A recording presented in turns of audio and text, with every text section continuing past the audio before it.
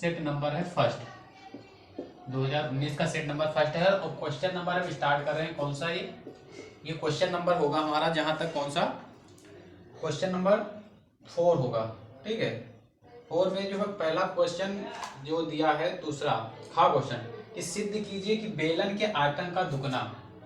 क्या करना है, क्वेश्चन है सिद्ध कीजिए कि बेलन के आयतन का दुगना, बेलन के आयतन का दुगना उसके वक्रपृष्ठ, उसके वक्रपृष्ठ और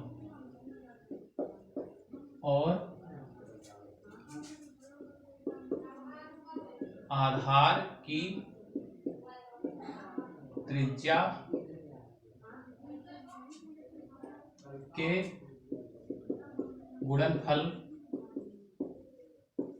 के बराबर होता है। ये क्वेश्चन जो आया है 2019 के सेट नंबर फर्स्ट का, जो क्वेश्चन नंबर है चौथे का खा पार्ट है, ये 2 नंबर में क्वेश्चन पूछा गया। बहुत ही सिंपल क्वेश्चन है, बहुत ही छोटा सा क्वेश्चन। अगर केवल 2 नंबर है, केवल इसमें क्या करना है कि इसमें करना है सिद्ध कीजिए बेलन के आयतन का दुगना उसके वक्रपृष्ठ और आधार की त्रिज्या के गुणनफल के क्या होता है, बराबर होता है। मतलब बेलन के आयतन का क्या कर दें, दुगना कर दें। तो बेलन के आयतन का जो दुगना होगा,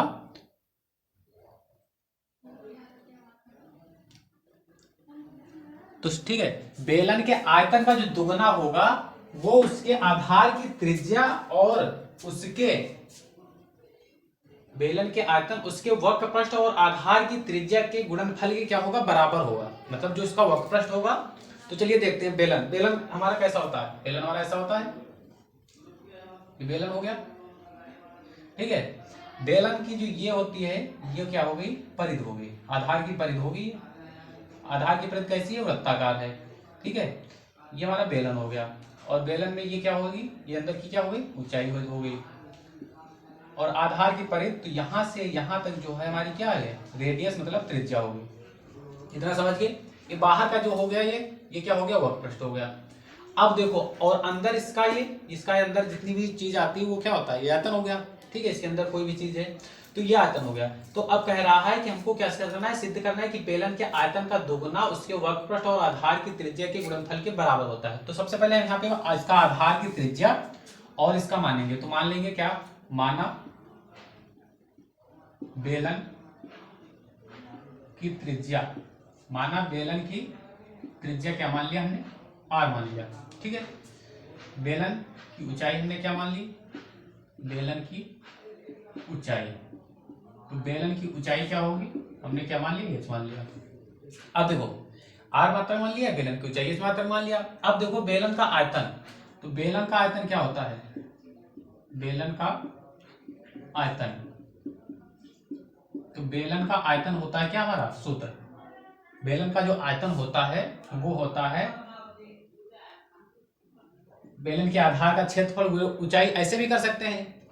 तो वो होता हमारा सूत्र क्या होता है, बेलन के आधार का क्षेत्रफल, आधार का क्षेत्रफल गुणे ऊंचाई। ठीक है, अब बेलन के आधार का क्षेत्रफल, बेलन का आधार कैसा है, बेलन का आधार है कैसा, वृत्ताकार। तो वृत्त का क्षेत्रफल क्या होता है हमारा, तो हमारा वृत्त का क्षेत्रफल होता है पाई आर स्क्वायर, ये तो होता है वृत्त का क्षेत्रफल। और ऊंचाई, ऊंचाई गुणे h। तो इसका बेलन के आयतन का सूत्र क्या हो जाएगा, बेलन का आयतन जो निकलेगा वो क्या निकलेगा, पाई आर स्क्वायर h। ठीक है, ये हमारा क्या आ गया, बेलन का आयतन। ठीक है, बेलन के आयतन का दुगना। अब बेलन के आयतन का दुगना करेंगे तो क्या हो करेंगे, 2 गुणे पाई आर स्क्वायर h। ये तो क्या, बेलन के आयतन का दुगना यानी बेलन का आयतन गुणे 2, तो कितना हो गया, 2 पाई आर स्क्वायर h। ठीक है, ये हो गया। उसके वक्रपृष्ठ और आधार की त्रिज्या के गुणनफल के बराबर होता है। तो अब देखो क्वेश्चन के अकॉर्डिंग चलेंगे, तो अकॉर्डिंग टू क्वेश्चन लिखेंगे A2Q। A2Q का मतलब होता है according to question, short form में A2Q का मतलब अकॉर्डिंग टू क्वेश्चन। अब देखो बेलन के आयतन का दुगना, तो 2 गुणे ये तो बेलन का आयतन, बेलन का आयतन ये बराबर होता है किसके, ये तो क्वेश्चन में कह रहा है ये बराबर होता है किसके, उसके वक्र पृष्ठ। तो यहाँ पे क्या लिखेंगे, बेलन का वक्र पृष्ठ, बेलन का वक्र पृष्ठ, बेलन का वक्र पृष्ठ। और आधार की त्रिज्या, आधार की त्रिज्या हमने देखो यहाँ पे क्या मानी थी, बेलन की त्रिज्या मतलब आधार की त्रिज्या क्या, तो यहाँ पे लिख देंगे आधार की त्रिज्या, आधार की त्रिज्या। तो 2 गुणे बेलन का आयतन कितना आया है, 2 पाई आर स्क्वायर एच आया, तो इधर रख लिख दें 2 पाई आर स्क्वायर एच। बेलन का वक्र पृष्ठ क्या होता है, पता है सबको, 2 पाई आर एच होता है बेलन का वक्र पृष्ठ। वक्र पृष्ठ मतलब बाहरी पृष्ठ। संपूर्ण पृष्ठ आएगा तो संपूर्ण पृष्ठ क्या होता है, 2 पाई आर ब्रैकेट में प्लस आर, वो जुड़ के हो जाता है 2 पाई आर स्क्वायर, इसका पाई आर स्क्वायर उसका पाई स्क्वायर जुड़ के 2 पाई आर स्क्वायर, तो वही जिसमें जोड़ दिया जाता है तो संपूर्ण पृष्ठ हो जाता है। लेकिन यहाँ पे संपूर्ण पृष्ठ की बात हम नहीं करेंगे, क्यों, संपूर्ण पृष्ठ की जरूरत ही नहीं। अगला देखो आधार की त्रिज्या, तो आधार की त्रिज्या क्या है, आर। तो इसको टोटली अब जब सॉल्व करेंगे तो क्या आएगा, 2 पाई और आर, ये आर मिलके क्या हो जाएगा, आर स्क्वायर एच। देखो 2 पाई आर स्क्वायर एच इधर भी, 2 पाई आर स्क्वायर एच इधर भी। इस तरह से ये दोनों क्या हो जाएंगे, प्रूव्ड हो जाएंगे कि किसी बेलन के आयतन का 2 गुना उसके वक्र पृष्ठ और आधार की त्रिज्या के गुणनफल के बराबर होता है। देखो बेलन का वक्र पृष्ठ गुणा आधार की त्रिज्या, इसके क्या आ गया, देखो ये दोनों आपस में क्या हो गए, बराबर हो गए। ठीक है, तो ये क्वेश्चन 2 नंबर में आएगा, तो इस तरह से सॉल्व किया जाएगा। समझ गए। चलिए अगला क्वेश्चन देखते हैं। अगला क्वेश्चन बहुत ही अच्छा क्वेश्चन है। अगला क्वेश्चन हमारा क्या है, इतना समझ गए। चलिए अगला क्वेश्चन देखते हैं। अगला क्वेश्चन जो पूछा गया है वो हमारा पूछा गया है सिर्फ इसका जो है 3rd क्वेश्चन। इसमें 4 पार्ट हैं, का, खा, गा, घा। तो उसमें मैंने खा बता दिया। अब देखिए गा, देखिए 2019 का सेट फर्स्ट है, उसी में के चौथे का जो है हमको देखो क्या बताना है, गा क्वेश्चन। ये बहुत ही इंपॉर्टेंट क्वेश्चन है, कई बार पूछा गया कि एक प्रश्न उसमें पूछा गया, इस बार भी आने की इसकी उम्मीद है। इस तरह का कोई एक क्वेश्चन जरूर आएगा, cos a माइनस 26। ठीक है, जहां क्या है, जहां 3a न्यून कोण है, न्यून कोण है, तो a का मान ज्ञात कीजिए, a का मान ज्ञात कीजिए, a का मान ज्ञात कीजिए। ठीक है, यहाँ पे a का मान ज्ञात करना है। चलिए, तो बहुत प्यारा क्वेश्चन है ये। sin 3a बराबर क्या है, cos a माइनस 26। जहां 3a न्यून कोण है तो a का मान ज्ञात करना है। हमको क्या करना है, a का मान ज्ञात करना है। ठीक है, तो a का मान ज्ञात करने के लिए चलिए देखिए कैसे इसको सॉल्व करेंगे। तो जिसको न्यून कोण कहें, न्यून कोण का मतलब क्या होता है, न्यून कोण का मतलब ऐसा कोण जो 0 डिग्री से बड़ा हो और 90 डिग्री से क्या हो, छोटा हो, हमारा क्या होता है, न्यून कोण होता है। तो न्यून कोण मतलब 90 से कम हो। ठीक है, तो sin 3a बराबर cos a माइनस 26, जहां पे 3a न्यून कोण है तो a का मान बताना है कि a यहाँ पे क्या होगा। तो यहाँ पे a निकालने के लिए चलिए देखिए कैसे निकालेंगे। अब जब ये इसको कह रहा है तो इसी को हम क्या करेंगे, चेंज करेंगे। कैसे चेंज करेंगे, देखिए sin 3a बराबर cos a माइनस 26 डिग्री। ठीक है, इतना समझ गए। मैंने सारा क्वेश्चन इससे निकाल लिया। अब जिसको न्यून कोण कहें उसी को हमेशा याद रखो, उसी को चेंज किया जाएगा, उधर से कोई मतलब नहीं, उसको आप चेंज भी नहीं कर पाएंगे। ठीक है, sin 3 को हम क्या लिख सकते हैं, sin 3 को हम क्या लिख सकते हैं, इसको हम लिख सकते हैं cos 90 माइनस 3a।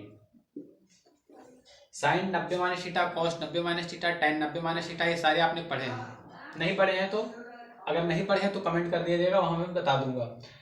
ठीक है, अब यहाँ पे क्वेश्चन अगर बताने में वो बताने बैठूंगा तो लंबा हो जाएगा, इसलिए यहाँ पे नहीं बताएंगे। sin 90 माइनस 3a इसको लिख सकते हैं।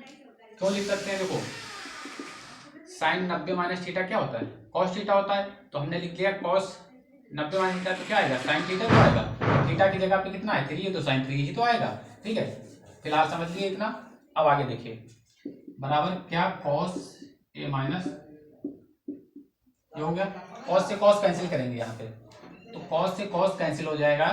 देखो इधर भी cos है, इधर भी cos, cos से cos कैंसिल हो जाएगा, तो क्या आ जाएगा, 90 माइनस 3a बराबर a माइनस 26 डिग्री।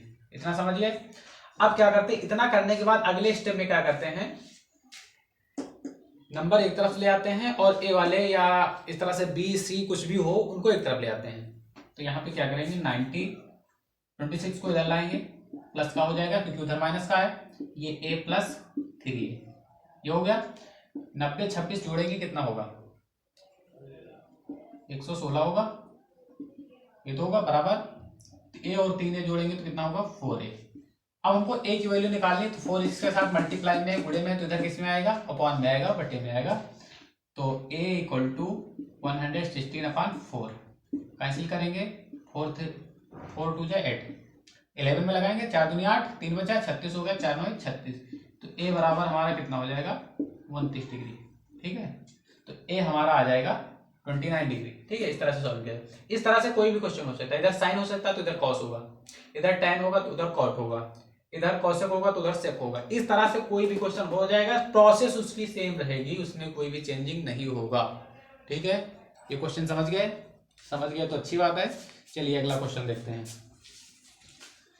अगला क्वेश्चन इसके बाद क्या है, इस तरह से एक क्वेश्चन आना जरूर है ट्रिग्नोमेट्री में 2 नंबर में। बहुत ही सिंपल सवाल है, अगर आप कर लेंगे तो यही स्कोरिंग नंबर होते हैं, यही 2 नंबर 1 नंबर करके क्या होता है, सवाल जो है आपका जो है स्कोर करेंगे, स्कोर कराएंगे आपका एग्जाम में, जिससे आप जो है अच्छे नंबर ला सकें। चलिए देखिए अगला क्वेश्चन क्या समझते हैं। अगर आप उस बिंदु के निर्देशांक ज्ञात कीजिए जो बिंदुओं, बहुत ही प्यारा क्वेश्चन है, कई बार पूछा गया है। उस बिंदु के निर्देशांक ज्ञात कीजिए, निर्देशांक ज्ञात कीजिए जो बिंदुओं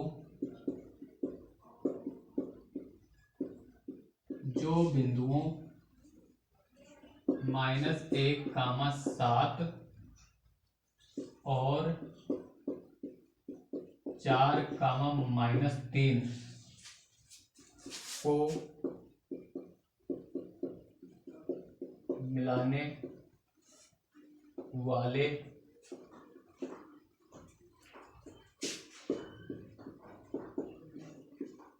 रेखाखंड को 2:3 के अनुपात में विभाजित करता है।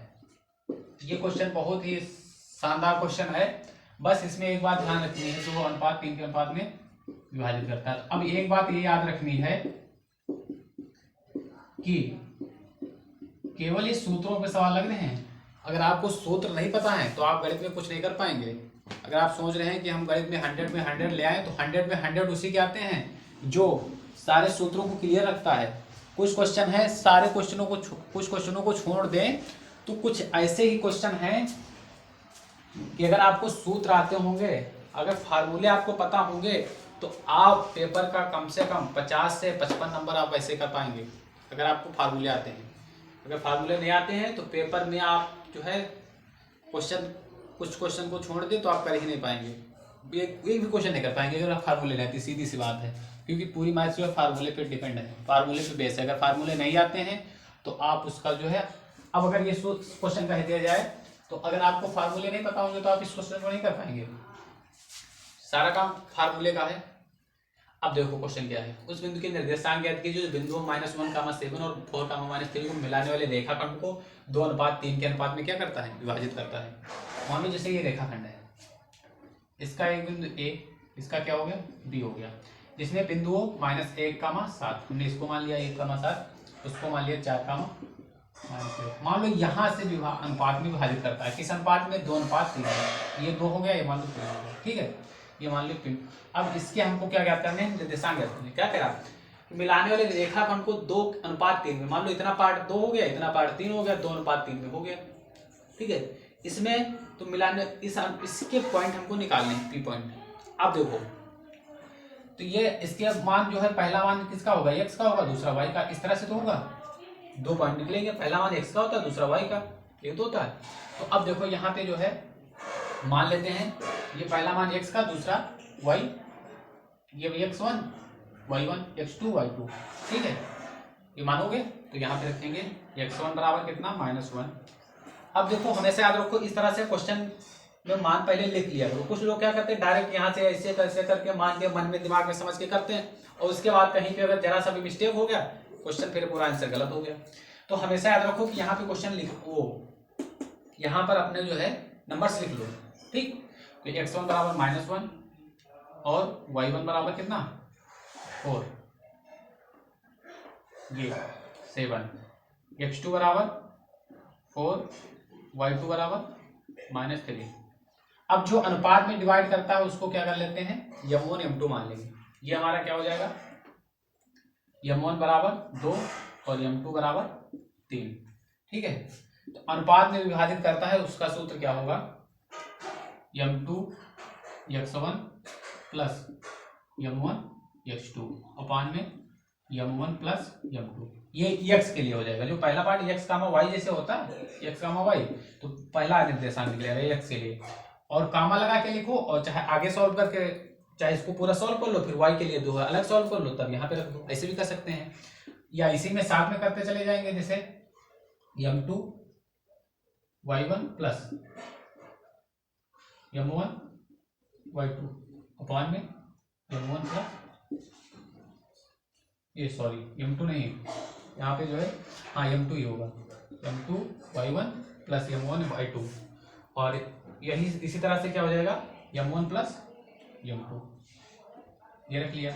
अब इसको जो है सॉल्व करेंगे। अब कुछ नहीं करना है, अब केवल आपको क्या करना है, इसमें वहां पे वैल्यू पुट करनी है और सीधे आंसर आ जाएगा। केवल आपको सारी वैल्यू पुट करनी है। m2 की वैल्यू कितनी है, देखो m2 की वैल्यू 3 है। केवल अब यहाँ से देखते जाए, वहां रखते जाए, जो भी गुणे में है गुणे में, या प्लस में माइनस में, जैसे भी है। 3 x1 की वैल्यू -1 प्लस m1 की वैल्यू 2, x2 की वैल्यू 4 अपान में m1 प्लस m2। तो m1 की वैल्यू कितनी है, m1 की वैल्यू है 2 प्लस m2 की वैल्यू 3, यहाँ पे रखेंगे। तो m2 की वैल्यू देखो यहाँ पे कितनी, m2 की वैल्यू 3 है, तो 3 मल्टीप्लाई y1 की वैल्यू, y1 की वैल्यू है 7 प्लस, अब यहाँ पे m1 की वैल्यू कितनी 2 और y2 की वैल्यू माइनस का 3 अपॉन में m1 प्लस m2 2 प्लस 3। अब आगे सॉल्व करेंगे, छोटा सा क्वेश्चन है बस। 3 की -1 से तो -3, 4 दूनी 8 और अपान में 5, 3 to 5, इसी तरह से 21 और 3 की 2 से -6 अपान 5। यहाँ से लेस करेंगे कितना 5 अपान 5, और यहाँ से लेस करेंगे तो कितना 21 से 6 गया 5 नहीं 15 और बटे 5, 5 3 15, 5 से 5 बटेगा 1 कामा 3। ये क्वेश्चन कई बार सेट में पूछा गया, ठीक है। तो इसके निर्देशांक क्या हो जाएंगे, उस बिंदु के निर्देशांक जो 2:3 में विभाजित करता हो क्या हो जाएगा 1 कामा 3 हो जाएगा, ठीक है। तो इस तरह से क्वेश्चन जो है क्वेश्चन नंबर 4 के जो 3 पार्ट का खा गा घा वाला पार्ट जो है लग जाएगा, ठीक है। तो इस तरह से ये क्वेश्चन का जो है आंसर आ जाएगा। तो 1 कामा 3 जो है इसके क्या हो जाएंगे, इसके जो है 1 कामा 3 निर्देशांक हो जाएंगे, ठीक है। तो इस तरह से अब आगे के जो क्वेश्चन हैं, इसमें क्वेश्चन नंबर 5, अब वही क्वेश्चन हम पढ़ाएंगे जो क्वेश्चन हमारी सिलेबस में हैं, क्योंकि बहुत सारे जो है क्वेश्चन पिछले सिलेबस में थे और उसमें आते थे, लेकिन जब से सिलेबस चेंज हुआ तो थोड़ा सा किताब में सिलेबस नया आया, तो वो क्वेश्चन वो चैप्टर ही हट गए, तो वो क्वेश्चन से नहीं बताएंगे। जो क्वेश्चन हमारे लिए इंपॉर्टेंट है वही क्वेश्चन बताए जाएंगे, ठीक है। तो इस तरह से ये क्वेश्चन जो है क्या, ये क्वेश्चन जो तीनों क्वेश्चन बचाए हैं, इस तीनों में से कोई ना कोई एक जरूर बोर्ड में मिलने वाला है, ठीक है। तो इस क्वेश्चन जो है अब कल बताएंगे पांचवें पार्ट के जो भी क्वेश्चन हैं, जो इंपॉर्टेंट क्वेश्चन हैं वो बताएंगे, ठीक है। तो इस तरह से हमारे क्वेश्चन क्या होगा लग जाएगा, ठीक है। तो इस तरह से आगे की कोई भी प्रॉब्लम आपकी हो तो पूछ सकते हो।